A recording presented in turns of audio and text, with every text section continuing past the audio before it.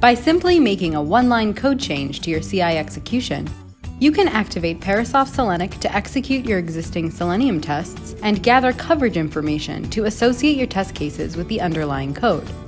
For the sake of this example, here we executed just 2 test cases. When you get a new version of your application from development, you really only need to execute the subset of those test cases that are required to validate the changes, but you don't know which ones they are.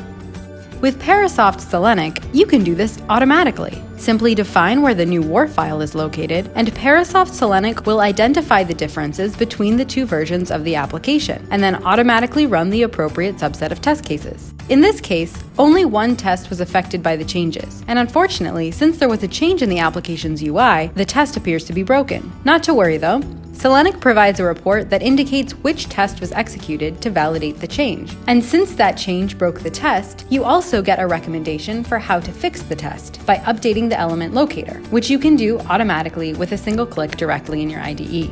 Now, when you have thousands of test cases instead of just 2, Parasoft Selenic can save you a tremendous amount of time by finding the exact test cases that need to be executed.